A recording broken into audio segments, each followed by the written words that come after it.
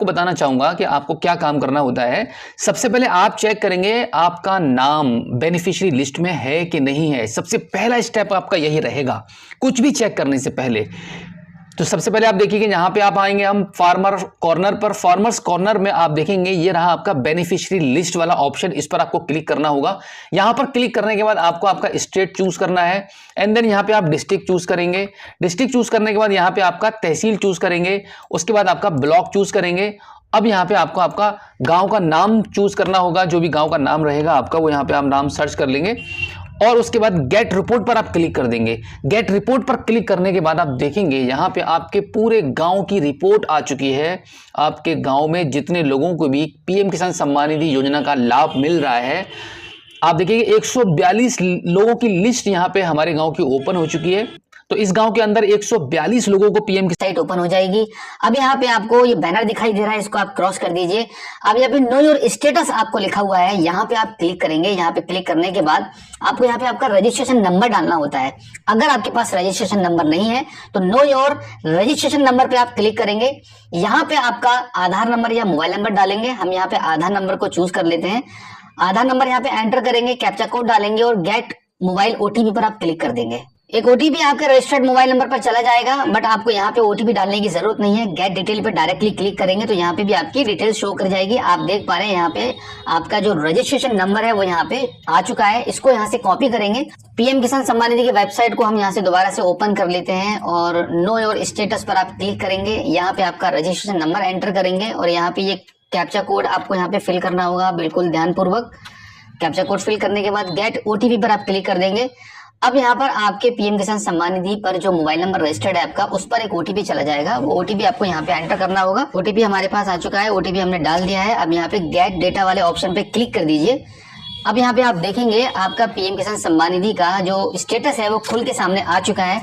सबसे पहले जो देखने वाली बात होती है आपकी, ये होता है आपका एलिजिबिलिटी स्टेटस। तो यहाँ पे आप क्लिक करेंगे तो आपका यहाँ पे एलिजिबिलिटी स्टेटस खुल के सामने आ जाएगा। अब यहाँ पे एलिजिबिलिटी स्टेटस में आपको 3 चीजें मैंडेटरी है देखना। लाइन सीडिंग आपका यस होना चाहिए, आधार बैंक अकाउंट सीडिंग स्टेटस आपका यस होना चाहिए एंड देन आपका ई-केवाईसी स्टेटस भी आपका यहाँ पे यस होना चाहिए।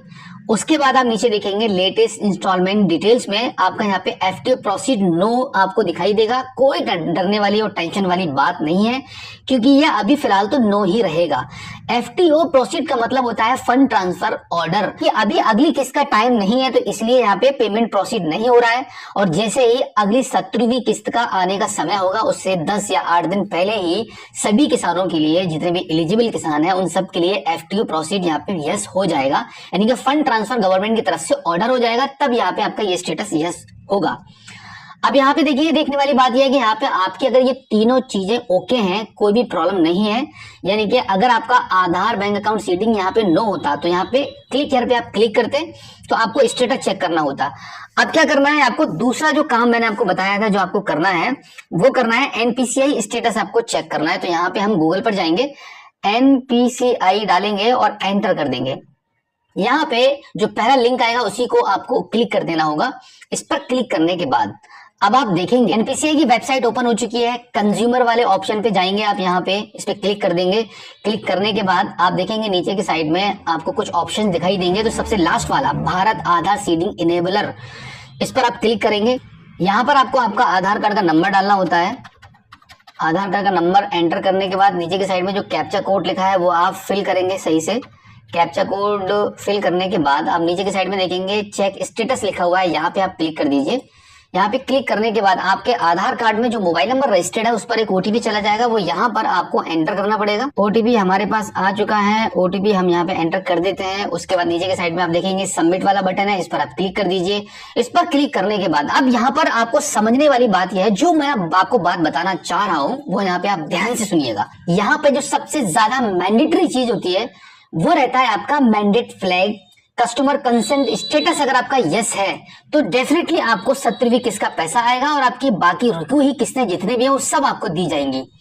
ज्यादातर लोग एनपीसीआई पर अपना स्टेटस चेक नहीं करते हैं और डायरेक्टली क्या देखते हैं कि यहाँ पर उनका आधार, बैंक अकाउंट सीडिंग यस है, यहीं से वो संतुष्ट हो जाते हैं कि हमारी तीनों चीजें ओके हैं और एफडी प्रोसीड फिर भी यहाँ पे नो दिखाई दे रहा है, ऐसी क्या समस्या है और हमारी किस्तों का पैसा नहीं आ रहा है। तो यहाँ पे जब भी आप एनपीसीआई पर चेक करेंगे, अगर आपका पैसा रुक चुका है और नहीं आ रहा है, आपको पिछली बाकी काफी किस्तें आपकी रह गई हैं जो आपको नहीं मिली है, तो यहाँ पे डेफिनेटली आपका एन बना हुआ होगा। अगर एन बना हुआ है तो इसका मतलब है कस्टमर कंसेंट यहाँ पे नो हो चुका है बैंक की तरफ से, तो यहाँ पे आपको बैंक जाकर यस करवाना होगा, तभी आपकी कहानी आगे बढ़ेगी किस्तों की। तो यहाँ पे हमारा एकदम ओके है, यस है। अब हम आगे बढ़ेंगे पीएफएमएस के स्टेटस पर। तो यहाँ पे हम गूगल पर नए पेज पर चले जाएंगे, पीएफएमएस टाइप करेंगे, पीएफएमएस लिखने के बाद एंटर कर देंगे। एंटर करने के बाद जो पहला लिंक मिलेगा उसी को क्लिक करना है। अब यहाँ पे आपकी पीएफएमएस की वेबसाइट ओपन हो चुकी है। उसके बाद पेमेंट स्टेटस पर आप जाएंगे और यहाँ पर आपको चेक करना होगा डीबीटी स्टेटस ट्रैकर, इस पर आप क्लिक कर देंगे। डीबीटी का मतलब होता है डायरेक्ट बेनिफिट ट्रांसफर। तो डीबीटी के माध्यम से ही सभी सरकारी पैसा सभी के खातों में भेजा जाता है जिनको भी सरकारी स्कीम का बेनिफिट मिल रहा होता है। तो यहाँ पे हम डीबीटी का स्टेटस चेक कर रहे हैं। कैटेगरी पे जाएंगे आप, यहाँ पे आपको आपकी स्कीम चूज करनी होगी, पीएम किसान। उसके बाद सबसे पहले आपको बेनिफिशियरी वैलिडेशन चेक करना होगा, यहाँ पे टिक करेंगे डीबीटी स्टेटस के नीचे। उसके बाद एंटर एप्लीकेशन आईडी पर आपका पीएम किसान सम्मान निधि का रजिस्ट्रेशन नंबर डालेंगे, जो कि हमने यहाँ पे एंटर कर दिया है। एंड उसके बाद आपका यहाँ पे कैप्चा कोड फिल किया जाएगा। स्क्रीन पर जो कैप्चा कोड दिखाई दे रहा है वो कैप्चा कोड भरेंगे और सर्च कर देंगे। सर्च करने के बाद अब इसको थोड़ा सा ऊपर की साइड में स्क्रॉल कीजिए।